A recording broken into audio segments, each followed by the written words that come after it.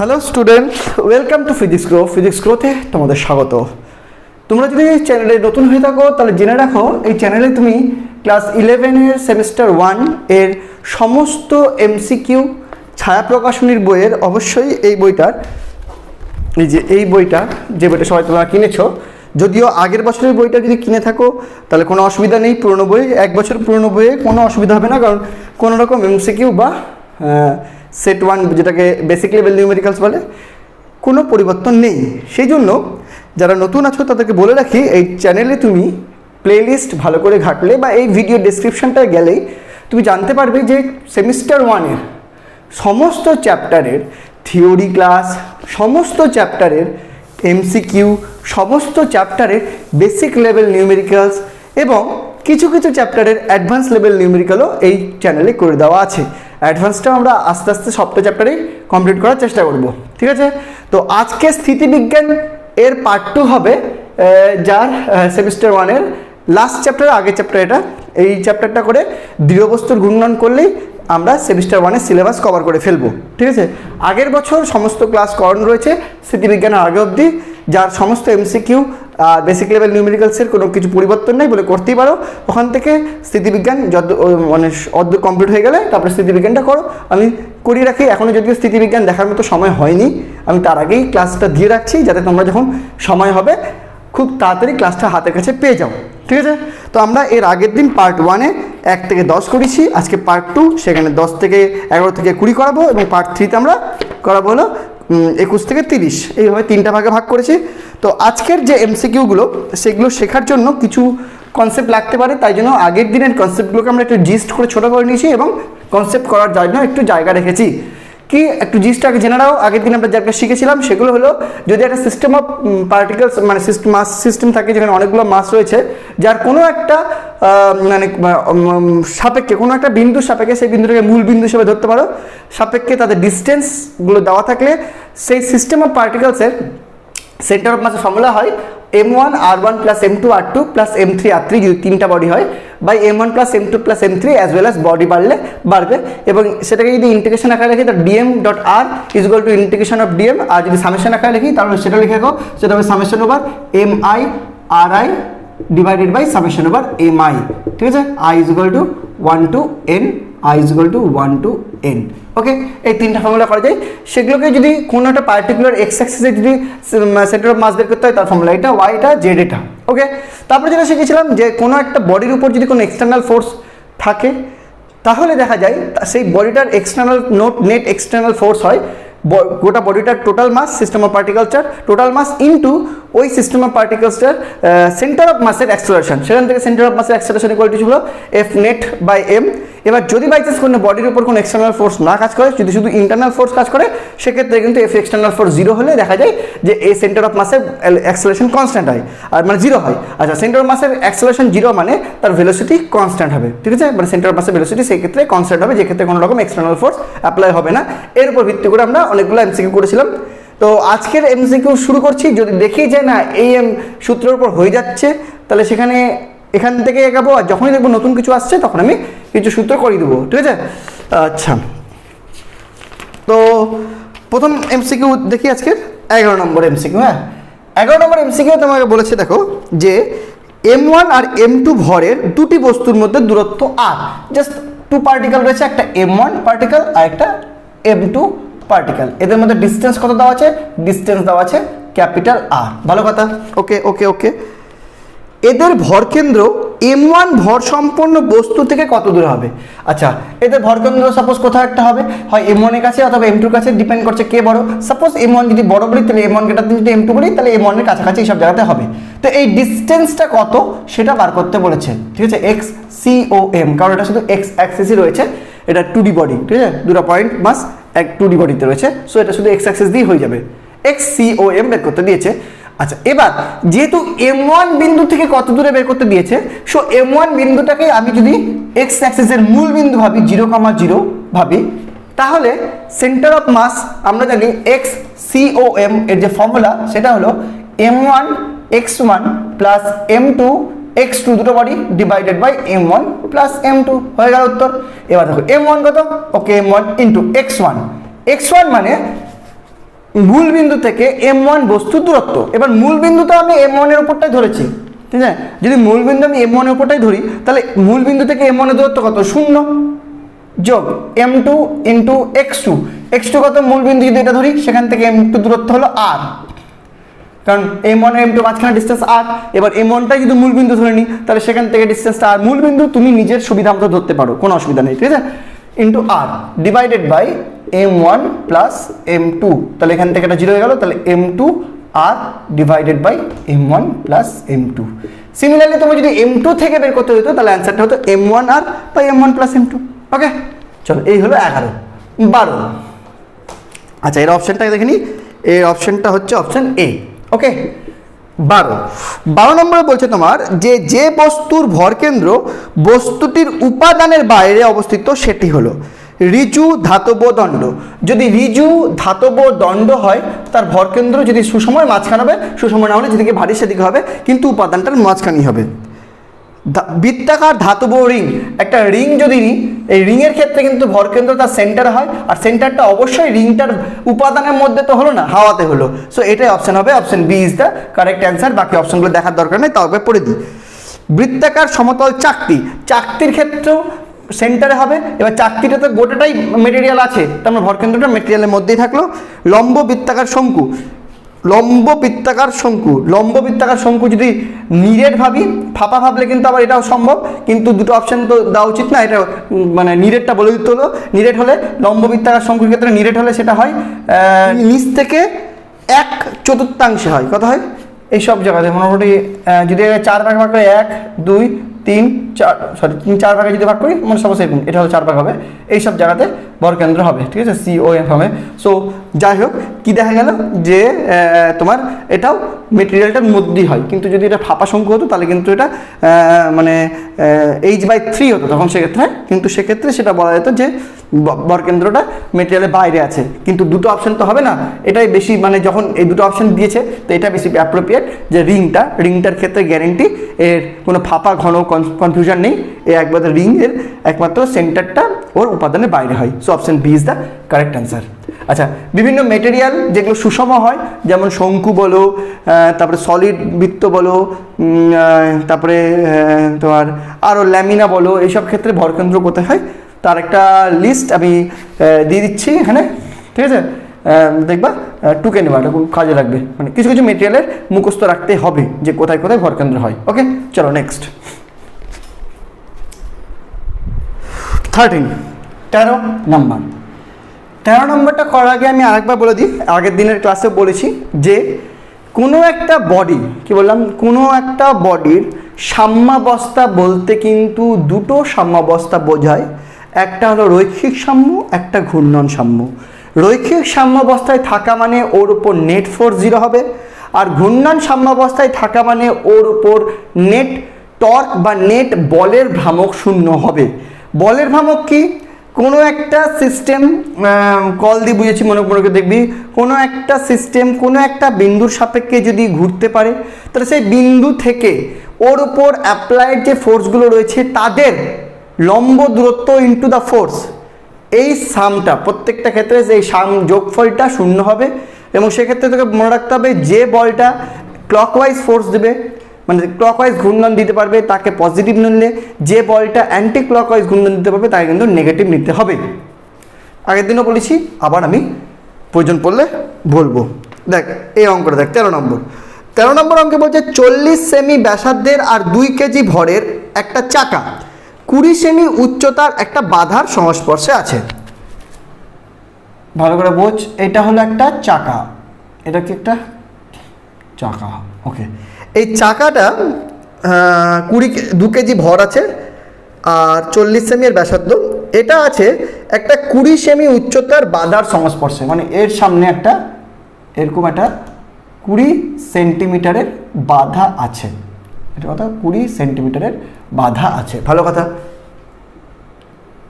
বাধা আছে। প্রশ্ন হলো চাকাটা কেন্দ্রের দিকে অনুভূমিকভাবে সর্বনিম্ন যে বল প্রয়োগ করলে চাকাটি বাধা অতিক্রম করতে পারবে তা হলো, মানে কেন্দ্র মানে ভরকেন্দ্র, এই বরাবর কতটা ফোর্স দিতে গেলে চাকাটা এই বাধাটা অতিক্রম করবে। বাধা অতিক্রম করা মানে নাথিং বাট এটাকে আলম্বর মতো ফিল করে জিনিসটা ঘুরে যাওয়া।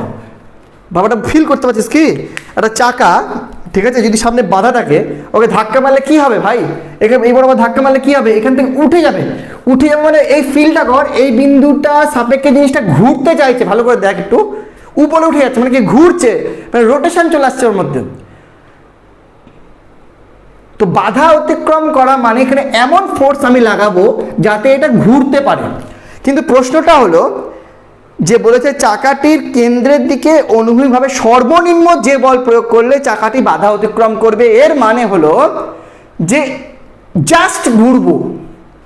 সর্বনিম্ন বল মানে এই বলটা প্রয়োগ করা মানে ঘুরতেও, মানে জাস্ট ঘুরবে, ঘুরে যাবে তা না। এই বলের থেকে বেশি বল দিলেও আরামসে ঘুরবে, কিন্তু এই বলটা, যে বলটা এখানে প্রয়োগ করলে জাস্ট ঘুরবে, সেটা বের করতে বলেছে। আর জাস্ট ঘুরবে মানে কি? মানে হলো ও এখনো কিন্তু সাম্যাবস্থায় আছে, কিন্তু সেই সাম্যটা একদম লাস্ট মুহূর্তের সাম্য, ঠিক আছে। সো এবার দেখতে হবে যে এই বিন্দু সাপেক্ষে যে ও ঘুরবে, ঘুরতে পারা মানেই তো বাধাটা অতিক্রম করা। এই বিন্দু সাপেক্ষে যে ও ঘুরবে, এই ঘোরার সময় ওকে যদি আমি ফাইনালি কি ওই সাম্যে রাখতে পারি, কোন সাম্যে? যদি ওকে আমি ফাইনালি একটা ঘূর্ণন সাম্যে রাখতে পারি, তাহলেই বুঝে নেব যে না, আমার ওর উপর মানে এর বেশি বল দিলেই ঘুরে যাবে। ঘূর্ণন সাম্য রাখা মানে কি? আমাকে দেখতে হবে এর উপর ক্রিয়াশীল বলের ভ্রামকগুলোর সমষ্টি শূন্য। যদি এর উপর ক্রিয়াশীল বলের ভ্রামকগুলোর সমষ্টি শূন্য করি, তাহলে কি বুঝবো? তাহলে বুঝবো যে এই বলে ঘূর্ণন সাম্যে আছে, কিন্তু এই বলের বেশি হলেই ও ঘুরে যাবে, আর এটাই হবে তার সর্বনিম্ন বল। ভালো করে বোঝার চেষ্টা কর। ওকে, সো এইটা যদি আলম্ব হয়, ভাব এইটা যদি আলম্ব হয়, তাহলে এখানে একটা ফোর্স কাজ করছে, এইটা যেটা আমরা দেখতে পাচ্ছি, আর একটা ফোর্স কাজ করছে, সেটা হলো এই বরাবর ওর এমজি বলছে না তুই মাটিতে থাক, আর তোর ধাক্কা কি বলছে? না তুই এই বিন্দুর সাপেক্ষে ঘুরে বাধাটা অতিক্রম কর। তো এই দুটার বল মিলে যে বলের ভ্রামকগুলো তৈরি করছে, তার যোগফল শূন্য হওয়া মানে এখানে কিন্তু ও জাস্ট ঘূর্ণন সামনে আছে। মানে যদি এটা শূন্য না হতো, যদি এটা ব্রেক করে যেত, তাহলে কিন্তু ঘুরে যেত। তাহলে আমাকে দেখতে হবে এই যে দুটা বল, একটা এমজি একটা এফ, এই দুটা বলের ভ্রামকের সমষ্টি শূন্য করে যে এফ এর মানটা বেরাবে, সেটা হলো জাস্ট সেই মান যেই মানে ও ঘুরতে চাইবে, এর বেশি হলে ঘুরে যাবে। আর ঘুরে যাওয়া মানে এই বিন্দুর সাপেক্ষে ঘুরে যাওয়া মানে ও বাধাটা অতিক্রম করে ফেললো। ওকে, দেখ ভালো করে এবার। তো আমাকে দেখতে হবে এফ বলের ভ্রামক মানে এই বিন্দুর সাপেক্ষে, দেখ ভালো করে দেখে নে, এই এফ বলটা বলছে তুই এইভাবে ঘোর, দেখ তুই, আর এই এমজি সাপেক্ষে, এই বিন্দুর সাপেক্ষে দেখ এটা বলছে তুই এইভাবে ঘোর। যদি এটা মানে আলম্ব হয়, এদিকে চাপ দেওয়া মানে মাটি ফেরে এইভাবে ঘোর, আর এদিকে চাপ দেওয়া মানে তোর এইভাবে ঘোর। তাহলে এই বলটা দিচ্ছে তোর ক্লকওয়াইজ ঘূর্ণন, আর এই বলটা দিচ্ছে তোর অ্যান্টি ক্লকওয়াইজ ঘূর্ণন। মানে এই বলটার ভ্রামক পজিটিভ হলে এই বলটার ভ্রামক কিন্তু নেগেটিভ। এবার বলের ভ্রামক বের করতে হবে, তার জন্য কিছু ছবি আমাকে ড্র করতে হবে। সাপোজ কিছু নাম দিই, এইটা আমার, এই ডিস্টেন্সটা আমার লাগবে, আবার হ্যাঁ এই ডিস্টেন্সটা আমার লাগবে। এবার এটা নাম দিলাম ও, এটা নাম দিলাম এটা ও দিচ্ছি না, এটাকে ও দিলাম, এটা তো যেহেতু এখানে কী বলে এটাকে যার বিন্দু সবাই ঘুরবে, আর এটা নাম দিলাম বি। ওকে, আর মুভিটা একটা নাম দিলাম সি, এটা ভূমিটা। ওকে, এবার দেখ, তার মানে হিসাব মতো এই বলটার ভ্রামক কত? এফ ইন্টু এই বলটা লম্ব দূরত্ব, এই বলটা কাজ করছে এই বরাবর কাজ করছে বলটা, ঠিক আছে। তো লম্ব দূরত্ব এই বিন্দু থেকে এই ডিস্টেন্সটা সেম, দেখ সেম তো। সো এটা লিখতে পারি এ বি, হয়ে গেল। আচ্ছা, এই বলটার ভ্রামক এমজি ইন্টু বল কী হবে? এমজি বলটা এইভাবে কাজ করছে, এইভাবে, তাহলে এই বিন্দু থেকে এইটা লম্ব দূরত্ব এইটাই ও এ, হয়ে গেল। এবার এই বলটা দিচ্ছে ক্লকওয়াইজ ঘূর্ণন মানে পজিটিভ, এই বলটা দিচ্ছে অ্যান্টি ক্লকওয়াইজ ঘূর্ণন মানে নেগেটিভ, এই টোটালটা হবে 0। তাহলে এই অবস্থায় এফ এর যা ভ্যালু বেরোবে, সেই এফটাই হলো তোর সর্বনিম্ন বল, যা ওই বাধা অতিক্রম করতে মিনিমাম লাগবে। ওই বলটার বেশি বল দিলে বাধাটা অতিক্রম হয়ে যাবে, মানে ওই বিন্দুর সাপেক্ষে ঘুরে যাবে। সো অঙ্কটা কমপ্লিট। এবার শুধু সমস্যা হলো এ বি আর ও এ বের করতে, এটা তুই জ্যামিতি দিয়ে বের করে নে। কীভাবে বের করবি? আচ্ছা দেখ তো বিসি বোধহয় দেওয়া আছে, বিসি কি দেওয়া আছে? বিসি মনে হয় দেওয়া আছে, বিসি 40 সেমি ব্যাসার্ধের, তো 40 সেমি বিসি তোর দেওয়া আছে। ওকে, এতদূর ডান। আচ্ছা সব এসআই আছে, 40 সেমি মানে 40 ইন্টু 10⁻² মিটার, এটা বিসি দেওয়া আছে। ডান হলো, বিসি দেওয়া আছে। আচ্ছা এবার এই এসিও দেওয়া আছে। এসি মানে কি? এসি মানে এই যে বাধাটা স্ট্যান্ডটা রয়েছে তার হাইটটা এসি, 20 সেমি উচ্চতার বাধা, মানে এসিও দেওয়া আছে 20 সেমি, that is equal to 20 into 10⁻² metre. AC দেওয়া আছে, বিসি দেওয়া আছে, এসি দেওয়া আছে, বিসি দেওয়া আছে, এসি দেওয়া আছে। তো লাগবে এবি, এবি মানে এবি মানে আবার দেখ বিসি মাইনাস এসি, বিসি কত? বিসি হলো 40 সেমি, এসি কত? 20 সেমি, দ্যাট ইজ ইকুয়াল টু 20 সেমি, that is equal to 20 into 10⁻² metre. তাহলে এবি হয়ে গেল।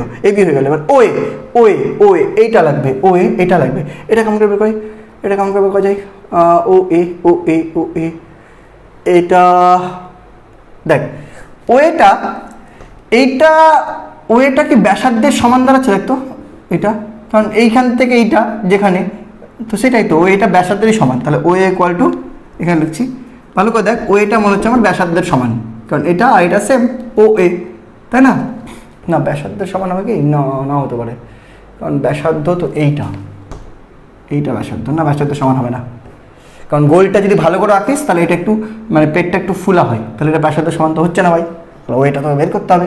ওয়ে বের করার জন্য আবার কি সূত্র ইউজ করা যায়? তাহলে একটু ওয়েটা একটু খাটনি হয়ে গেল ভাই, বের করে দেখি। Way equal to way K square করে যদি আমি এবি কে স্কোয়ার করে দিই তাহলে পাবো ওবি এর স্কোয়ার। ওয়ে বের করতে চাইছি আমি, তাই তো? হ্যাঁ, তো ও এ স্কোয়ারটা রেখে দিলাম, এবির মানটা বের করেছি না ভাই 20, তাহলে 20 স্কোয়ার পরে মিটার করছি আমি, ইকুয়াল টু ওবির মানটা কত হয়? ওবি মানে ব্যাসার্ধ কত? ব্যাসার্ধই তো বোধহয় 40 সেন্টিমিটার, মানে 40 স্কোয়ার। তাহলে আবার ও এ স্কোয়ার ইকুয়াল টু হয়ে গেল 40 স্কোয়ার মানে 4 4 1600 আর মাইনাস 400 মানে 1200, নাকি? ঠিক করলাম কি?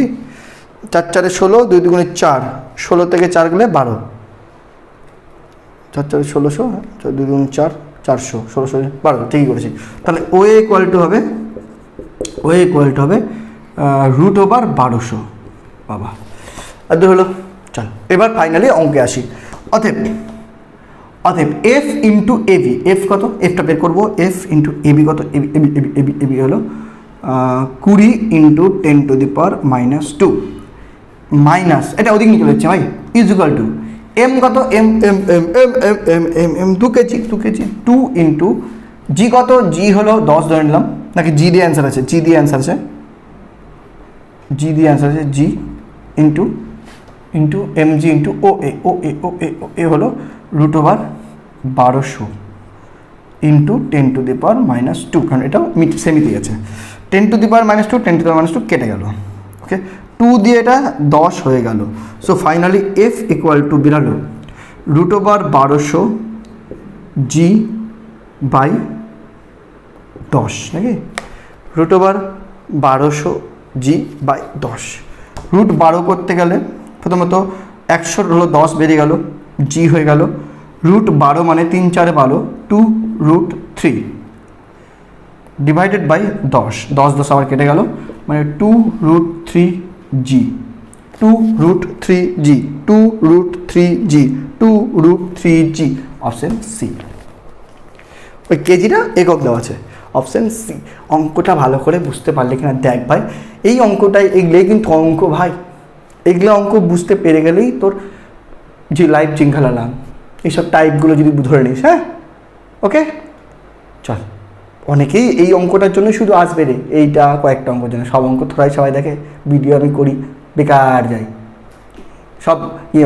তো রুলস ফলো করতে হবে। আমার যদি মনে হয় যে এটা কঠিন করিয়ে দিই, আমার সাপেক্ষে কঠিন, কারো সাপেক্ষে মনে হতেই পারে না ওটাও কঠিন ছিল, কেন করালাম না? সে আমি সবই করাই, যেটা দেখবি দেখ, সব দেখলে তোর ভালো। চল নেক্সট ভাই লোক 14 নম্বর, এটাও খুব ভালো একটা অঙ্ক। হ্যাঁ, এটা কিন্তু একটু তোর মানে একটু মানে লাস্ট চ্যাপ্টারটার কনসেপ্টও লাগবে, যেটা তোর আপাতত নেই, বলছি কোথায় লাগবে একটু বোঝার চেষ্টা করবি, নইলে লাস্ট চ্যাপ্টারটা যখন হয়ে যাবে তখন আরেকবার এসে দেখে নিস। হ্যাঁ চল, কি বলছে, এম ভর আর এ ব্যাসার্ধের একটা নিরেট গোলক এইচ উচ্চতা বিশিষ্ট একটা নততলের উচ্চতম বিন্দু থেকে না পিছলে গড়িয়ে নামছে। মানে কেসটা হলো, একটা যদি এরকম একটা নততল থাকে, এই নততলের এই উপরে একটা গোলক আছে যার ভর এম, হ্যাঁ এই চাইটে আছে, হ্যাঁ এখান থেকে যখন ও গড়িয়ে এখানে আসলো, কিন্তু এই গড়ানো অবস্থায় এর কোনো পিছলানো হয়নি, মানে কোনো রৈখিক গতি ছিল না, যা ছিল খালি ঘূর্ণন গতি, ঘুরতে ঘুরতে এসছে, মানে অনলি ওমেগা অ্যাভেলেবেল। হ্যাঁ সেই ওমেগা থেকে আবার তোকে বের করতে হবে মানে এই পজিশানে যখন এই নেমে গেছে, তাই তো, কি বলছে কি একটু পড়াটা, না পিছলে গড়িয়ে নামছে, তখন গোলকটি যখন নততলের নিম্ন বিন্দুতে পৌঁছায় তখন গোলকটির ভর কেন্দ্রের দ্রুতি কত। আচ্ছা, আমাকে কিন্তু আলটিমেটলি এই ভর কেন্দ্রের বেগ ভিটাই বার করতে দিয়েছে এই সময়। হ্যাঁ কিন্তু আমি আবার বলে দিয়েছে যে এখানে গোলকটা ঘুরছে, কোনো রকম পিছলাচ্ছে না। তো মনে রাখবি, গোলক যতই ঘুরুক ভর কেন্দ্র তার ঘুরছে না, ভর কেন্দ্রের কিন্তু রৈখিক গতিই রয়েছে। এবার গোলকটার ক্ষেত্রে তুই কিন্তু বের করতে পারবি ওমেগা, কারণ ঘূর্ণন গতি আছে। এবার ওমেগা থেকে এই পজিশনে ওমেগা বের করতে পারবি, কিন্তু ওমেগা থেকে ভি বের করারও একটা ফর্মুলা রয়েছে, সেটা হলো v is equal to omega r. আশা করি বৃত্তীয় গতিতে শিখেছিস। ওমেগা হলো মানে তোর কৌণিক বেগ, আর ভি হলো রৈখিক বেগ। যখন কিছু ঘোরে তখন যে বেগটা সেটা কৌণিক বেগ, আর সোজা আসতে সেটা রৈখিক বেগ। আর রৈখিক বেগ আর কৌণিক বেগের মধ্যে সম্পর্ক হলো ভি ইকুয়াল টু ওমেগা আর। বৃত্তীয় গতিতে পড়েছিস, ওকে ডান। সো এই ভিটা বার করতে হবে, ভি অফ সিওএমটা বার করতে হবে, যেটা ওমেগা আর হবে, ওমেগাটা এবার বার করতে হবে। এবার ওমেগাই বেরাবে কেন, কারণ যেহেতু জিনিসটা বান করে ঘুরছে। এবার এখানে আর একটা কনসেপ্ট লাগাতে হবে, একটা হলো তোর ওমেগা বের করতে হবে, সেখান থেকে ভি বের করতে হবে। আরেকটা কনসেপ্ট হলো এখানে লাগাতে হবে কার্য এর যে সংরক্ষণটা, মানে শক্তির যে সংরক্ষণ সূত্রটা। কি শক্তি? যান্ত্রিক শক্তি। যান্ত্রিক শক্তি মানে স্থিতিশক্তি প্লাস গতিশক্তি ইকুয়াল টু সবসময় ধ্রুবক হয়। এই ফর্মুলাটা তোকে ইউজ করতে হবে। এটা বলে শক্তির বা যান্ত্রিক শক্তির সংরক্ষণ সূত্র। অর্থাৎ এই পয়েন্টে বস্তুটার মোট শক্তি মানে স্থিতিশক্তি প্লাস গতিশক্তি, আর এই পয়েন্টে বস্তুটার মোট শক্তি কিন্তু ধ্রুবক হবে। তাহলে এই পয়েন্টে যদি মোট শক্তির কথা বলিস, তাহলে সেটা হবে এম জি এইচ ওর স্থিতিশক্তি যোগ, এখানে তো এখনো ঘোরা স্টার্ট করিনি তো জিরো। কিন্তু যদি এই পয়েন্টে বলিস ওর স্থিতিশক্তি জিরো, কেন বল, এখানে তো হাইট নেই কিন্তু গতিশক্তি আছে।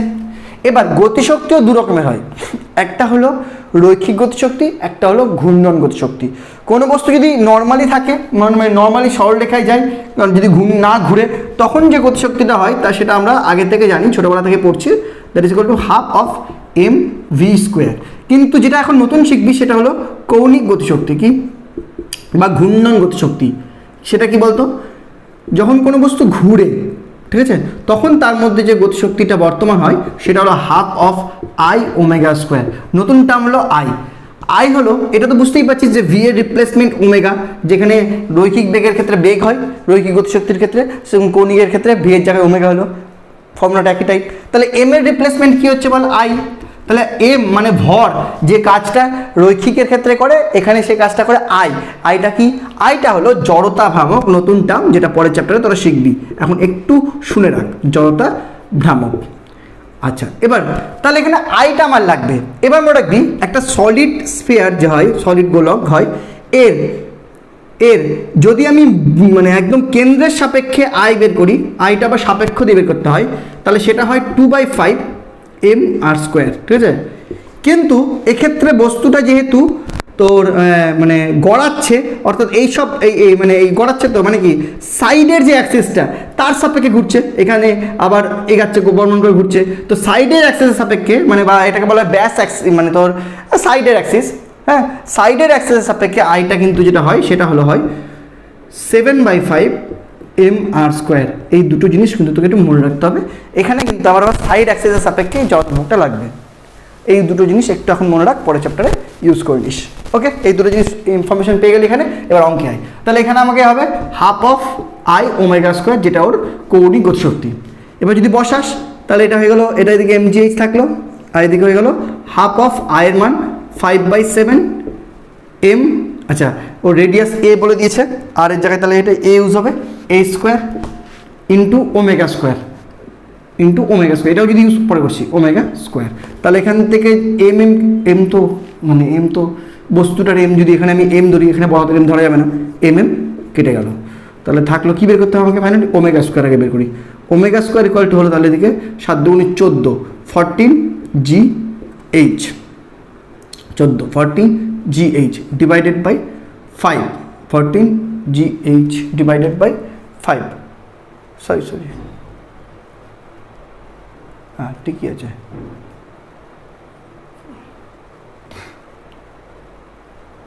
ফোরটিন 5 × 5 7, 5/7, তাই তো হয়, 2/5 হয়, 7/5 হয়, এটা 5/7 কেন দিলাম আমি, 7/5, সরি মিস্টেক হয়েছিল, তাহলে 7/10,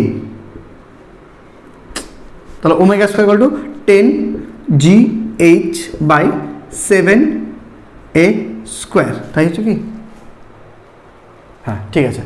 এবার ওমেগা স্কোয়ার আমরা জানি VCOM বের করতে হবে আমাকে, তাহলে ওমেগা আর হয়, তাহলে ওমেগা ইকুয়ালটা হবে V(COM) ডিভাইডেড বাই আর, এখানে বসিয়ে দিলে হবে V(COM) square by R square, আচ্ছা রেডিয়াসটা কত A, তাহলে A square equal to 10 GH by 7A square, A square কেটে গেল, তাহলে V(COM) ইকুয়াল টু হলো √10/7 GH, অপশান বি। দেখ বুঝতে পারলে কিনা অঙ্কটা, এই অঙ্কটা বোঝার জন্য দুটো কনসেপ্ট লাগালাম। নাম্বার 1, যেহেতু রোটেশন হচ্ছে তার মানে এর মধ্যে রোটেশন খালি ইউজ করব, যেহেতু পিছলে পড়ছে না। নাম্বার 2, কার্য শক্তির উপপাদ্য বলতে পারিস, বা সরি গতিশক্তি মানে যান্ত্রিক শক্তি সংরক্ষণ সূত্র, যে সব পজিশনে মোট শক্তি একই হয়, তাহলে এই পজিশনে মোট শক্তি আর এই পজিশনে মোট শক্তি ইউজ করলাম, সেখান থেকে ওমেগা বের করলাম, ওমেগা থেকে ভি বের করলাম, আর সেই ভিটাই হলো সেন্টার অফ মাসের বেগ, যেটা পেয়ে হলো √10/7 GH। নেক্সট 15 নম্বর, নেক্সট কি বলছে, বলছে একটা অনুভূমিক অমসৃণ তলের ওপর L দৈর্ঘ্যের বাহু বিশিষ্ট একটা ঘনাকার ব্লক বসানো আছে, এই হলো একটা ব্লক, ভালো কথা, ব্লক বসানো আছে, তল ও ব্লকের মধ্যে ঘর্ষণ গুণাঙ্ক মিউ।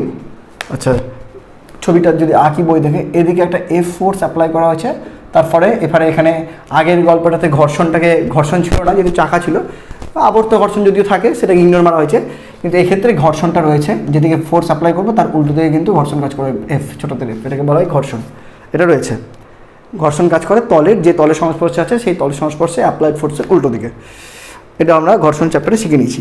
ওকে নেক্সট, তল আর ব্লকটার মধ্যে ঘর্ষণ গুণাঙ্ক মিউ বলে দিয়েছে, ইউজ করছি। একটা অনুভূমিক বল F ব্লকটির ওপরে তলের স্পর্শক বরাবর অ্যাপ্লাই করা হয়েছে, যেটা আমরা অলরেডি এঁকে ফেলেছি। ঘর্ষণ গুণাঙ্কের মান যদি এত বেশি হয় যে ব্লকটি উল্টানোর পূর্বে পিছলে না যায়, তাহলে ব্লকটি উল্টানোর জন্য প্রয়োজনীয় ন্যূনতম বল কত। দেখ ভাই, এক্ষেত্রে বলেছে যদি ব্লকটার ওজন m হয়, প্রথম নম্বরটা ব্লকটার ওজন যদি m হয়, তাহলে ওর ওজন ভরকেন্দ্র থেকে কাজ করবে a বরাবর mg। এবার যদি ব্লকটার ওজন mg হয়, তাহলে F = হয় মিউ mg, এটাও আমরা কিন্তু ঘর্ষণ চ্যাপ্টারে শিখে ফেলেছি, ঠিক আছে। ওজন যদি জানি তাহলে মিউ গুণ করলে, ওজনের সাথে গুণ করলে তাই ঘর্ষণ বলটা পেয়ে যাই। এবার বলতে যাচ্ছি যে ঘর্ষণ বলটা এত বেশি যে বল মানে বস্তুটাকে যদি আমি ভরকেন্দ্র বরাবর ফোর্স দিতাম, কি বরাবর ভরকেন্দ্র বরাবর ফোর্স দিতাম, তাহলে তো মানে সামান্য ফোর্সও এগাতোই না, যেহেতু ফোর্সটা আপওয়ার্ডে দিয়েছি, ওপরের দিকে দিয়েছি, ফলে ও এগাবে না, ঠিক আছে, কারণ ঘর্ষণ বলটা এত বেশি এগাতে পারছে না, তবে ওর কিন্তু একটা উল্টানোর চান্স আছে।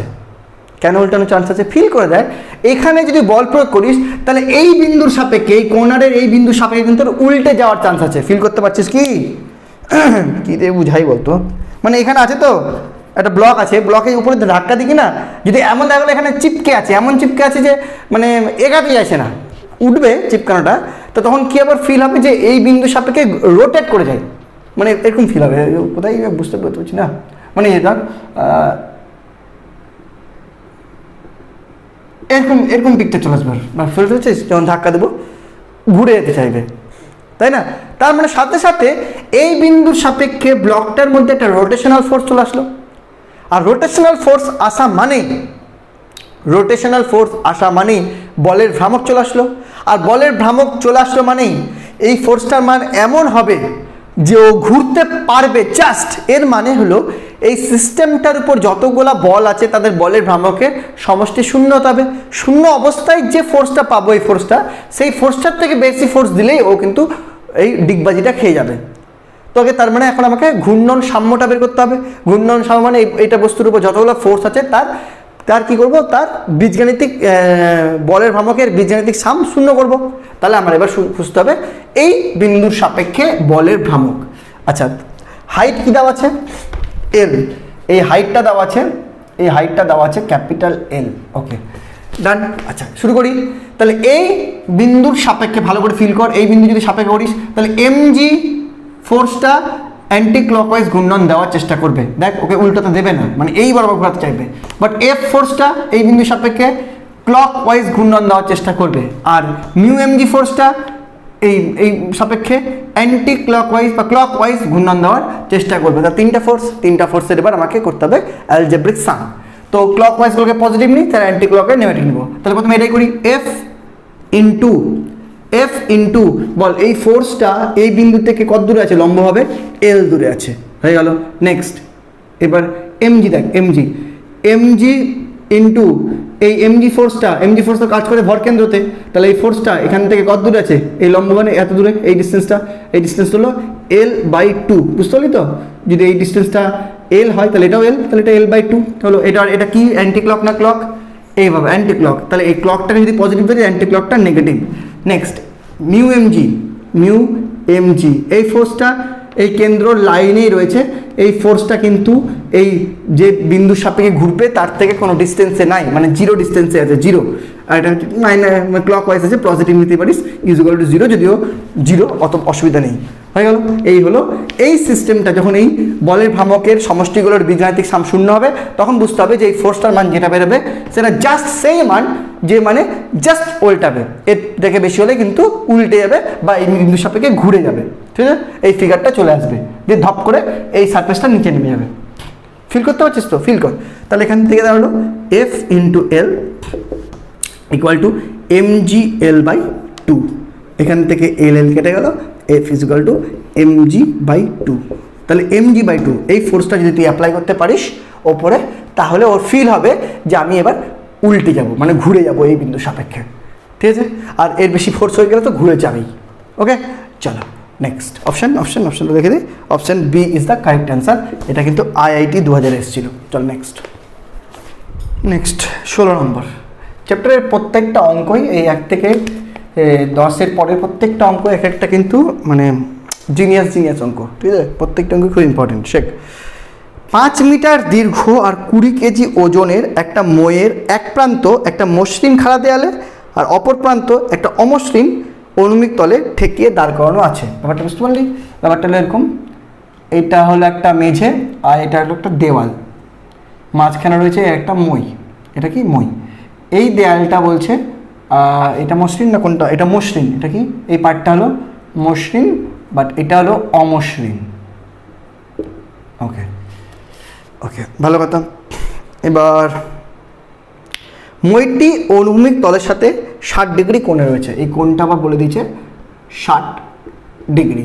ওকে, ভালো কথা। নেক্সট, 50 কেজি ওজনের একটা ব্যক্তি মই বরাবর কত দূর উঠলে মইটি পিছলে যাওয়ার উপক্রম হবে? মনে কর 50 কেজি ভরের একটা বস্তু সাপোজ এত দূর উঠে গেছে, তাহলে এটা হলো 50 কেজি ভরের তুই। ঠিক আছে, এটা মনে কর এক্স ডিস্টেন্স উঠে গেছে। এই এত দূর উঠলে জাস্ট পিছলে পড়ার উপক্রম হবে, পিছলাবে না। ওকে, মই এবং অনুভূমিক তলের মধ্যে স্থিত ঘর্ষণ গুণাঙ্ক 0.25। সেটা কোথায়? এই জায়গাটায়। এই জায়গাটার মিউ হলো 0.25। এই হলো ডেটা। এবার বলেছে যে পিছলে পড়া উপক্রম হবে মানে কি? পিছলে পড়া উপক্রম মানে এদিকে শিফট করবে, মানে এটা নেমে যাবে। ঠিক আছে, তো এবার এই পুরো সিস্টেমটা পিছলে পড়ার উপক্রম হওয়া মানে এখনো পড়েনি মানে পুরো সিস্টেমটা সাম্যাবস্থায় আছে। আর সাম্যাবস্থায় থাকা মানে এর মধ্যে সব ধরনের সাম্য জিরো। সব ধরনের সাম্য মানে ঘূর্ণন সাম্য বল আর রৈখিক সাম্য বল, ওভারঅল অল সাম্য, টোটাল সাম্যটাই মানে কিন্তু মানে রয়েছে। পিছলে পড়ার উপক্রম মানে পিছলে তো পড়েনি না ব্রাদার, পিছলে যদি পড়ে তাহলে কোনো একটা ফোর্স বেশি হয়ে যাচ্ছে, কিন্তু আপাতত পিছলে পড়ার উপক্রম মানে আপাতত গোড়া সিস্টেমটা মানে 50 কেজি ভরের লোকটা যে আরেকটু উপরে উঠলে পিছলে যাবে, ওই এমন পজিশানে আছে যখন ওই সিস্টেমটা এখনও সাম্যাবস্থায় আছে। আর এখনও সাম্যাবস্থায় মানে ওই সিস্টেমটার মধ্যে পুরো সিস্টেমটা সাম্যাবস্থায়, বা সাম্যাবস্থা মানে টোটাল দুটো সাম্য হয়, একটা রৈখিক সাম্য একটা ঘূর্ণন সাম্য, এই দুটো সাম্য মিলে কিন্তু ইকুয়েশন সলভ করে আমাকে বের করতে হবে এই এক্সের মানটা কত। করছি, কিছু ডেটা লাগতে পারে, বইটা হাতেই রাখি। আগে আমি দেখি এর মধ্যে কতগুলো ফোর্স হচ্ছে।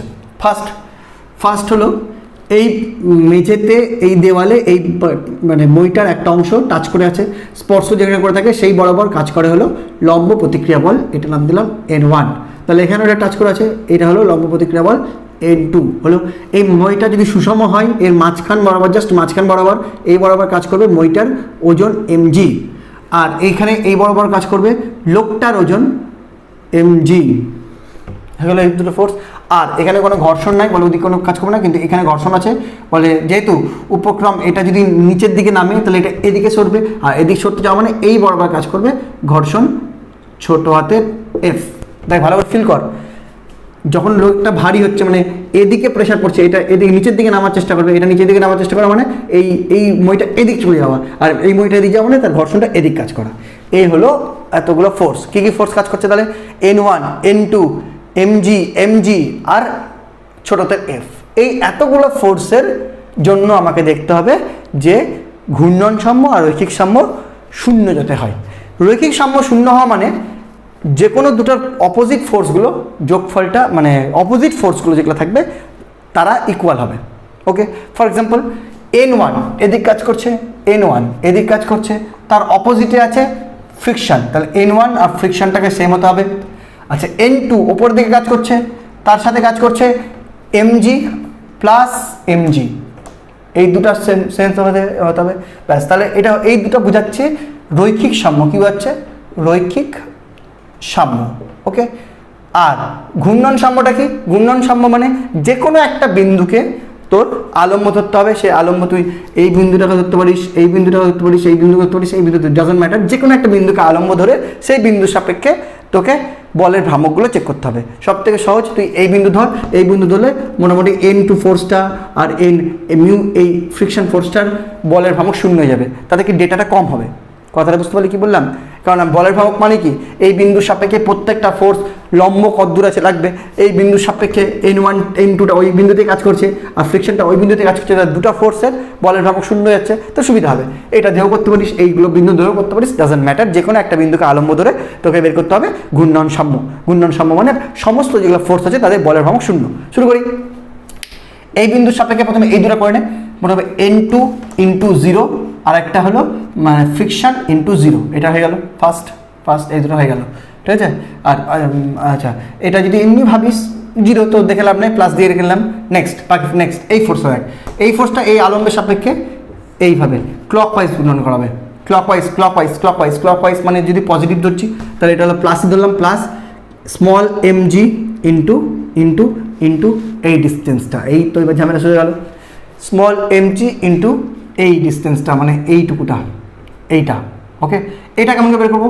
এটা 60 ডিগ্রি, এটা 60 ডিগ্রি, এই পুরোটা বলেছে, পুরোটা কত? 5 মিটার দীর্ঘ, তাহলে এই পুরোটা 5 মিটার, এই ফুলটা 5 মিটার, তাহলে এই হাফটা হলো 2.5 মিটার, এইটুকুটা হলো 2.5 মিটার, এইটুকুটা, কারণ এটা পুরো 5 মিটার, এটা 2.5 মিটার, অতিভুজ 2.5, এই তো ছবি, এটা 60, এটা 2.5, আর আমাকে বের করতে হবে এইটা, এখান থেকে এই বলটা লম্ব দূরত্ব এটা না, কিন্তু এটা বল mg এদিকে কাজ করছে, তাহলে এই বিন্দু থেকে এটা লম্ব দূরত্ব এটা, তাহলে এটা বার করতে হবে। তাহলে ভূমি বার করতে হবে, ভূমি কত হয়? ভূমি হলো 2.5 cos 60 ডিগ্রি, তাই তো? ভূমি মানে কিন্তু cos, তাহলে এটা হয়ে গেল mg ইন্টু 2.5 cos 60 ডিগ্রি। চল, এটা হয়ে গেল।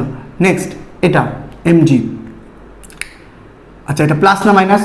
ক্লকওয়াইজকে পাশে ধরছি, প্লাস এটাও ক্লকওয়াইজ, তাহলে mg ইন্টু এটা এক্স ডিস্টেন্স ধরে নিয়েছি এই পয়েন্টটা, তাহলে এটা এক্স হলে এর ভূমিটা কত হবে? এই যদি ভূমিটা হয় তাহলে এইটা ব্যাপারটা এরকম, আছে। এইটা হলো এক্স, এইটা 60 থাকলো, তাহলে এবার ভূমি কত হবে এক্স কস 60, তাহলে এটা হলো এক্স কস 60। চল আবার এটা হয়ে গেল। নেক্সট এইটা n2, n2 দেখ n2 কিন্তু অ্যান্টি ক্লকওয়াইজ ঘূর্ণন করছে এইটা, সরি n1টা, তাহলে plus n1 into sorry minus, কারণ অ্যান্টি ক্লকওয়াইজ n1 ইন্টু, এবার n1টা কত দূর আছে এখান থেকে, এই ডিস্টেন্সের লম্ব তো এটাই, সরি n1 এইভাবে কাজ করছে, মানে এই লম্ব ডিস্টেন্সটা, মানে এইটা লাগবে, এই হাইটটা লাগবে, এই হাইটটা কত বল, একই ছবি, এটা 60 ডিগ্রি, তাহলে এই হাইটটা হবে, এই পুরোটা হলো কত 5 মিটার, তাহলে 5 cos 60, দেখ বুঝতে পারছি, সরি লম্ব দেবার 5 sin 60। ফার্স্ট টাইম কিন্তু এখান থেকে এইটা লাগছে না, ফোর্সটা এইভাবে কাজ করছে, তাহলে এইটা হলো লম্ব দত্ত, তো মানে এইটা লাগছে, এটা হলো লম্ব, তাহলে এই ত্রিভুজের এটা 60 ডিগ্রি, এটা হলো 5 মিটার, তাহলে এটা হলো 5 sin 60 হলো। আর কোনো ফোর্স আছে, n1 হয়ে গেল, mg হয়ে গেল, mg হয়ে গেল, এই দুটো ফোর্স 0 হয়ে গেল, 5টা ফোর্স হয়ে গেল ইকুয়াল টু 0। দেখ ভাই প্লিজ রিপিট দেখ, দেখলি? ওকে, তাহলে এই কটা ফোর্স 0, এটা হলো 0 হয়ে গেল, এটা 0 হয়ে গেল, আর একবার ভালো করে যদি লিখি, তাহলে mg ইন্টু 2.5 cos 60 মান হয় half, plus mg into x cos 60 মানে হাফ, ইকুয়াল টু করে দিলাম n1 ইন্টু 5 sin 60 মানে √3/2, তাই তো বাড়ছে। ডান, এটা কমপ্লিট। চল এবার একটা করে মান বসাই, এখানে দুটো ইকুয়েশন আছে, আর এটা 3 নম্বর। mgর মানগুলোকে বসিয়ে দেবো। এম কত, ছোটোদের এমটা ধরেছি মইকে, মই 20 কেজি ওজনের মই, 20 কেজি ওজনের মই, তাহলে এটা হলো 20 ইন্টু 2.5 ইন্টু হাফ ইন্টু জি, প্লাস ক্যাপিটাল এম কি, ক্যাপিটাল এম হলো মানুষটার ওজন কত বলেছে, কত কেজি ওজনের মানুষ, 50 কেজি ওজনের ব্যক্তি, 50, তাহলে 50 into x into half into g, আর এদিকে n1 ইন্টু 5 ইন্টু √3/2। আচ্ছা কিছু আসছে, জি এর মান তো 10 ধরবো, পরে দেখছি এটা। আচ্ছা নেক্সট, এখান থেকে যদি আমি এটা করি, n1 মানে আবার এখানে f বেরিয়েছে, এই n1 এর মানটা যদি, আর f মানে আবার মিউ এম জি। আচ্ছা এবার একটা কথা বলে দিই, এই f মানে যে মিউ এম জি ইউজ করবো, সেটা কিন্তু মিউ টোটাল ওজন m প্লাস এম জি, হ্যাঁ, মানে এইখানে যে ঘর্ষণ বলটা কাজ করে সেটা কিন্তু পুরো বডিটার ওজন, আর মানে মইয়ের উপর তো তুইও উঠে বসে আছিস না, ওখানে কিন্তু শুধু এম জি দিলে হবে না, তার মানে এফ মানটা কিন্তু হবে হলো mu into m plus m into g. এটা যদি এখানে বসিয়ে দিই n1 এর জায়গায়, তাহলে n1 ইকুয়াল টু হবে মিউ এম প্লাস এম, একবারে করে দিই, এম মানে 20 কেজি আর 50 কেজি 70 ইন্টু 5 ইন্টু √3/2 ইন্টু জি। দেখ কী করলাম, বুঝতে পারলি কিনা? n1 এর এই ফর্মুলাটা, দেখ 3টা ইকুয়েশন, এটা আর এটা, আমি এই ইকুয়েশন থেকে একটু ইউজ করলাম। এতে কি হলো, প্রথমত একটু কাটাকুটি করলে, যদি কাটাকুটি করি তাহলে হাফ কমন নিলাম আর জি কমন নিলাম, থাকলো হলো 20 আর ইন্টু 2.5, 20 40 50 প্লাস এখানে থাকলো 50x, আর ওদিক থাকলো 70 মিউ ইন্টু 5√3। দেখ কেন বল, হাফ জি কমন নিয়েছি, দিয়ে বোথ সাইডে কেটে দিয়েছি। আচ্ছা দূর, এখনও এক্স বেরোবে, মিউয়ের মান দেওয়া আছে, হ্যাঁ দেওয়া আছে 0.25, তাহলে এটা ইউজ কর, 70 ইন্টু 0.25 ইন্টু 5 ইন্টু √3। চল আরও 50 কমন নিলাম, 1 প্লাস এক্স, 70 ইন্টু 0.25 ইন্টু 5√3, 0 কেটে দিলাম, 1 plus x equal to 7 into 0.25 into, sorry একবারে কেটে দিই, 5 আর 5 কেটে দিলাম, 7 ইন্টু 0.25 ইন্টু √3। ব্যাস এটা বের করতে হবে, তো এক্স থেকে x1 বাদ দিতে হবে, 7 √3 0.25 ইন্টু √3, কিন্তু 7 আছে, 0.25 আর √3 মানে 1.7 কাছাকাছি, 1.7, তাহলে কত হতে পারে? 1.5 যদি ভাবি, 7-এর 1.5 গুণ, 7-এর 1.5 গুণ, এটা একটু ক্যালকুলেট করতে মনে হচ্ছে, মুখে আসছে না, তাও দেখছি, বাবার চেষ্টা করছি। তোরা একটু ক্যালকুলেট করে দেখতে কত হচ্ছে। 7-এর এটা যদি পয়েন্ট উঠিয়ে এটাকে যদি আমি 100 ভাবি, 25 4 100, 1/4 করলাম, এটা হলো 4 দুগুণী কাছাকাছি 2 করলাম, তার 2√3, √3 মান 1-এর থেকে বেশি হয়, নিয়ার অ্যাবাউট 3 আসবে, নিয়ার অ্যাবাউট আসবে 3। ওকে, therefore x equal to 3 minus 1, that is equal to 2। Option দেখ 2,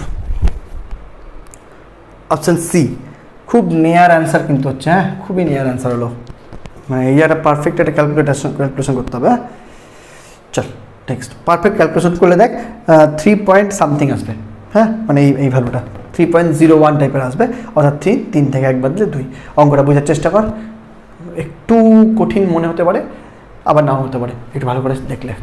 নেক্সট 17 নম্বর বলছে, একটা সংস্থার দুটি বস্তু আছে, একটা স্থির অবস্থায় আছে, অন্যটি এ ত্বরণ নিয়ে চলছে, তবে সংস্থার ভরকেন্দ্রের ত্বরণ। আচ্ছা, সিস্টেম অফ পার্টিকেলস বা সিস্টেমের কোনো সিস্টেম ভরকেন্দ্রের ত্বরণের ফর্মুলাটা একটু জেনে রাখ আগে। এটা কত নম্বর চলছে? 17 নম্বর। হ্যাঁ, সিস্টেম অফ পার্টিকেল ভরকেন্দ্রের ত্বরণ মানে আগে ভেলোসিটি জান।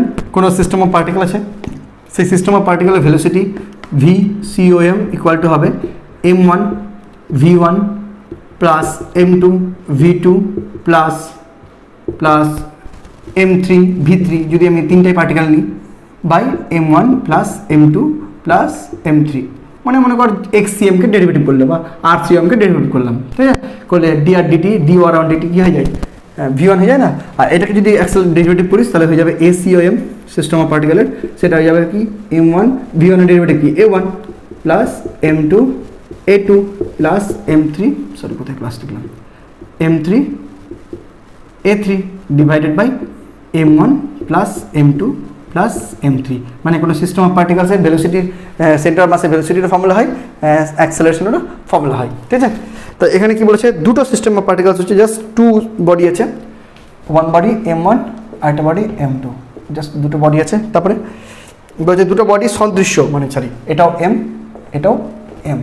ওকে, ভালো কথা। নেক্সট বলেছেন যে একটা স্থির অবস্থায় আছে, মানে এর v ইকুয়াল টু 0, আর আরেকটার মধ্যে মানে অ্যাক্সেলারেশন, তাহলে a ইকুয়াল টু 0।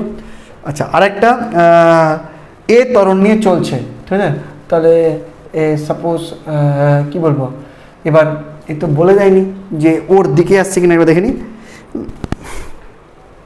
একটি সংস্থা যার একটি স্থির অবস্থা আছে, অন্যটি এ ত্বরণ নিয়ে চলছে, সংস্থাটির ভরকেন্দ্র ত্বরণ। দেখ ভাই, এবার এটা তোর মেবি এদিকে হতে পারে, মেবি এদিকে হতে পারে, কিন্তু এর পার্টিকুলার ডিরেকশন কিন্তু বলে দেয়নি। হ্যাঁ, সো আমি যখন ডিরেকশন বলে দেয়নি তখন প্লাস হিসাবেই নেবো, কিন্তু যদি ডিরেকশন বলে দিত, এটা তোর m1 এর দিকে আসছে, তাহলে কিন্তু আমি সেটাকে m1 এরটা যদি m2 এর দিকে যাওয়াটাকে পজিটিভ ডিরেকশন ধরতাম, তাহলে m2 এর m1 এর দিকে আসাটা কিন্তু নেগেটিভ ডিরেকশন হিসেবে ধরতে হতো। ওকে, চিহ্ন বলে দেয়নি, কোনো ডাজন্ট ম্যাটার। সো এখান থেকে ACOM বের করতে হবে, that nothing but m1 a1 vector plus m2 a2 vector divided by m1 plus m2, এটাই ফর্মুলা। m1 কত, a1 কত 0 প্লাস m2 কত, a2 কত, a2 ভেক্টর a ভেক্টর বলে দিয়েছে এটুকে, তাই তো, ওই তো এ ভেক্টর নিয়ে চলছে, divided by m plus m, that is m a vector divided by 2m, mm কেটে গেল, that is a vector by 2, তার মানে সেন্টার অফ মাসের অ্যাক্সেলারেশন কী হবে, a/2। এবার যদি সে যদি এই ভেক্টরটাকে নেগেটিভ ধরতাম, তাহলে এটাও নেগেটিভ আসতো, এটা পজিটিভ, মানে এটা পজিটিভ আসবে, মানে এই যদি এদিকে ভাগে, তাহলে সেন্টার অফ মাসও এর দিকে ভাগবে, আর যদি এদিকে ভাগে তাহলে সেন্টার অফ মাসও এর দিকে ভাগবে। ওকে, এই হলো 17। নেক্সট 18 নম্বর কি বলছে? 18 নম্বর বলছে, একটা বস্তু অভিকর্ষ টানে নিচের দিকে পড়ার সময় দুটি অসমভারে টুকরাতে ভেঙে গেল, ওই দুটি টুকরো দিয়ে গঠিত সংস্থার ভরকেন্দ্র অনুভূমিকভাবে কোন দিকে সরে যাবে? খুব সিম্পল, একটা বস্তু গলি ধরলাম, সাপোজ এর ভরকেন্দ্র এটা নিচের দিকে পড়ছিল। ওকে, এবার হঠাৎ করে দুটো টুকরোতে ভেঙে গেল, একটা বড় টুকরো সাপোজ সাপোজ একটা বড় টুকরো, সাপোজ একটা বড় টুকরো আর একটা ছোট টুকরো হলো, ভেঙে গেল। এবার যেহেতু এখানে কোনো এক্সটার্নাল ফোর্স নেই, FEXT 0, ইন্টারনালি ব্লাস্ট করেছে, তার মানে FEXT 0 মানে কি A of COM equal to 0, তাই তো? That's in place V of COM is equal to constant. V of COM constant মানে এর মান ও দিক একই থাকবে, একই থাকবে। এবার দেখ, যখন ব্লাস্ট হয়নি তখন তার সেন্টার অফ মাসের মানে ভেলোসিটির দিক নিচের দিকে ছিল, ব্লাস্ট করার পরও সেন্টার অফ মাসের ভেলোসিটি ওই পয়েন্টেই, ওই দিকে নিচের দিকেই থাকবে, VOCM সেম দিকে থাকবে, কারণ ভেলোসিটি তো কনস্ট্যান্ট। অর্থাৎ যে ততটুকুই ব্লাস্ট হোক না কেন, যেহেতু এটা একটা ইন্টারনাল ফোর্স, কোনো এক্সটার্নাল ফোর্স নেই, এক্সটার্নাল ফোর্স না থাকা মানে ওর সেন্টার অফ মাসের ভেলোসিটি কনস্ট্যান্ট হবে। কনস্ট্যান্ট মানে মানের দিকে এক থাকবে, মানের দিকে এক থাকা মানে ও কোনো দিকে সরবে না, ওই বরাবর নিচের দিকে যাবে। সো অপশন এ বলছে ভারী টুকরোর দিকে, নো যাবে না। অপশন বি বলছে কম ভারী টুকরোর দিকে, এটাও হবে না। অপশন সি বলছে অনুভবে সরবেই না, মানে অনুভব অনেক এদিকেও সরবে না এদিকেও সরবে না, নর্মালি নিচের দিকে নামবে। অপশন ডিটা একবার দেখে নিই। বস্তুর ভেঙে যাওয়া উলম্ব বেগের উপর নির্ভরশীল না, ওরকম কোনো ব্যাপার নাই, কারোর উপর নির্ভরশীল করবে না। Option c is the correct answer, কে অনুভূমিকভাবে কোনো দিকেই সরবে না, ও নিজের পথেই যাবে, সেন্টার অফ মাস যেদিকে যাচ্ছিলো সেই দিকেই যাবে। ওকে, চল নেক্সট 19 নম্বর। 19 নম্বরটা একটা নতুন কনসেপ্ট, একটু জেনে রাখ। যে মনে কর একটা বৃত্তাকার চাকতি আছে, যার এরিয়া মনে কর A1, এখান থেকে মনে কর একটা খাবলা কেটে নিলাম যার এরিয়া A2। ওকে, তোর এটার সেন্টার সাপোজ, হ্যাঁ, তো এই পুরো A1টার কোনো একটা বিন্দুর সাপেক্ষে, সে বিন্দুটার সেন্টার ধরতে পারিস, হ্যাঁ, বিন্দুর সাপেক্ষে ওর টোটাল এরিয়া যেটা আছে তার তোর সেন্টার অফ মাস থেকে ডিস্টেন্স মনে কর x1, মানে সেন্টার অফ মাস হয় কোনো একটা মূল বিন্দু সাপেক্ষে ডিস্টেন্স মনে কর x1, আর যে A2 আছে যেটা কেটে নিলাম সেটা হলো যে পার্টটা কেটে নিলাম তার ওই মূল বিন্দু সাপেক্ষে, যে বিন্দুটা সাপেক্ষে ধরবো তার সাপেক্ষে ডিস্টেন্স মনে কর x2। তাহলে centre of mass XCOM of remaining part মানে যে পার্টটা বেঁচে থাকলো, মানে খাবলা উঠানোর পর, তার ফর্মুলা হয় A1 x1 minus A2 x2 divided by A1 minus A2, যেখানে কি A1 হলো কমপ্লিট এরিয়া মানে মোট ক্ষেত্রফল, A2 হলো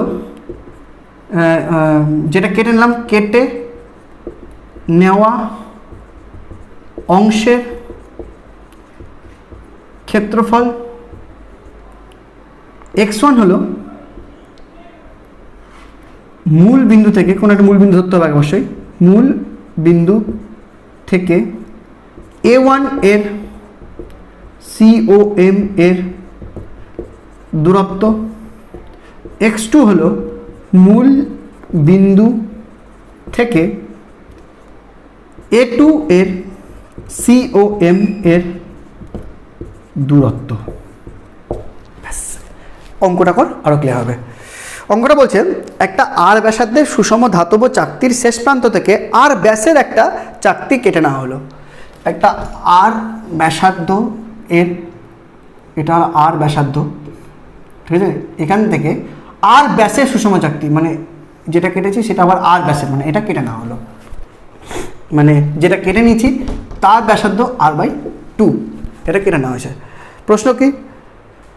প্রশ্ন হলো অবশিষ্ট অংশের ভরকেন্দ্র হবে, মানে বের করতে হবে XCOM অফ অবশিষ্ট অংশ। কি আবার A1 x1 minus A2 x2 divided by A1 minus A2। A1 কত বল? A1 মানে কমপ্লিট এরিয়া উইদাউট কোনো কাটাকাটি, তাহলে সেটা কি পাই আর স্কোয়ার। কেন? কারণ চাকতির রেডিয়া যদি আর হয় তাহলে এরিয়া পাই আর স্কোয়ার ইন্টু মূল বিন্দু থেকে ওর দূরত্ব, ওর সেন্টার অফ মাসের দূরত্ব, তাহলে complete area centre of mass তার কেন্দ্রটাই। এবার মূল বিন্দু কথা বললাম, ধরলাম এই কেন্দ্রটাই মূল বিন্দু, এটাই মূল বিন্দু, সাপোজ এই কেন্দ্রটাকেই মূল বিন্দু ধরে নিলাম, এই কেন্দ্রটাই মূল বিন্দু, তাহলে ডিস্টেন্সটা 0। কেন বুঝতে পারলি? কারণ মূল বিন্দু থেকে দূরত্ব লাগবে না x1টা, তাহলে মূল বিন্দু যদি ওটাই ধরি তাহলে এটা 0 মাইনাস A2 কি? A2 হলো খাবলে নেওয়া অংশটার তো এরিয়া, খাবলে নেওয়া অংশের এরিয়া কত পাই আর বাই টু তার স্কোয়ার হয়ে গেল খাবলে নেওয়া অংশটার এরিয়া, ইন্টু খাবলে নেওয়া অংশটা সেন্টার অফ মাসটা এইটা, তাহলে সেটা মূল বিন্দু থেকে কত দূরে আছে, এটা মূল বিন্দু থেকে দূরত্ব কত আর বাই টু, এটা দূরে আছে। ওকে, ডিভাইডেড বাই a1 মানে pi r square minus pi r by two তার স্কোয়ার হয়ে গেল। এটা তো জিরো, এটা হবে pi r square by 4 into r by two divided by pi r square minus pi r square by 4। আচ্ছা, equal to এখানে কী করা যায়, পাই আর কিউব বাই 8, তাই তো, divided by pi r square common নিতে গেলে 1 minus 1 by 4, pi r square কেটলে একটা আর থাকলো, তাহলে ইজুগাল টু কী দাঁড়াচ্ছে, ইজুগাল টু দাঁড়াচ্ছে তোর ওদিকে আর বাই 8, এটা 4 করলে 4 একে 4, 4 থেকে গেলে 3 বাই 4, 3 বাই 4 করলে 4 বাই 3, 4 বাই 3 আটে 24 নাকি, 4 বাই 3, 4 বাই 3, 3 আটে 24 ইন্টু আর 4 দিয়ে 4 6 24, মানে অবশ্যই একটা মাইনাস ছিল না, minus minus minus r by 6, কত দূরে সরবে minus r by 6, minus r by 6 কী বোঝাচ্ছে বলতো, যে এইটা বাম দিকে সরে যাবে, বুঝতে পারছি, এটা খাবলে দিতে গেলে এখানে থাকবে না তো কোন দিক সরবে, ভারীর দিকে, তাহলে বাম দিকে সরে যাবে, এই মাইনাসটা জাস্ট বাম দিক বোঝাচ্ছে আর কিছু না। তার অ্যান্সার হবে আর বাই 6 কেন্দ্র থেকে আর বাই 6 দূরে, অবশ্যই বাম দিকে, তো অপশানে আর বাই 6 একটাই আছে কেন্দ্র থেকে, সেটা হলো অপশান ডি, তো option D is the correct answer. যদি বাই চান্স প্লাস মাইনাস দিয়ে আনসারটা হতো তাহলে কিন্তু মাইনাসটা তোকে নিতে হতো। ওকে, এই হলো 19। লাস্ট বাট নট লিস্ট 20 নম্বর, 20 আর 21টা যদিও সমান, কিন্তু আগে আমি বলে দিয়েছিলাম যে 20 অবধি করাবো, সেই জন্য 21টা পরের দিনই করাবো, পরের ক্লাসে দেখিস দেখা করে, ঠিক আছে। 20 আর 21এর অঙ্কের টাইপটা সেম। 20টা বলছে একটা নিরেট শঙ্কুর ভরকেন্দ্র তার ভূমির কেন্দ্রবিন্দু থেকে, হ্যাঁ, আর শীর্ষবিন্দু যে সংযোগ সরলরেখা, নিরেট যদি একটা শঙ্কু নিস, ঠিক আছে, তার এই কেন্দ্র আর এই শীর্ষবিন্দু এই সংযোজক সরলরেখা থেকে এই নিচ থেকে কত দূরে আছে, নিচ থেকে মনে রাখবি এই হাইটটা হয় h/4, ঠিক আছে, কত দূরে আছে h/4, আর ওপর থেকে যদি ধরিস তাহলে h minus h/4 that is equal two 4h minus h/4 that is equal two 3h/4। এটা ওপর থেকে যদি শীর্ষবিন্দু থেকে যদি বলে তাহলে সেটা 3h/4, আর যদি ভূমি থেকে বলে সেটা h/4। প্রথম অঙ্কে ভূমি থেকে বলেছে, পরের অঙ্কে শীর্ষবিন্দু থেকে বলেছে, পরের অঙ্কটাতে পরের অঙ্কে আসবো, হ্যাঁ আমি বলে দিলাম তাই, কিন্তু পরের দিন আমি আবার করাবো এটা।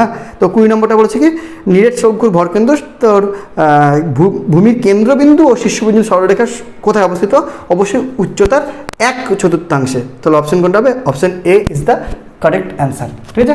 21এরটা অ্যান্সার হবে 3h/4, সেটা পরের দিন আমি আবার পড়াবো। ওকে, থাকলে আর দূর 21 থেকে 30 পরের দিন দেখা হচ্ছে, ঠিক আছে। চল, ভালো লাগলে অবশ্যই কমেন্ট করিস, শেয়ার করিস। এখন যদিও তোদের দেখার না, এখন কেউ দেখছিস না জানি, তবু রেখে দে সেভ করে।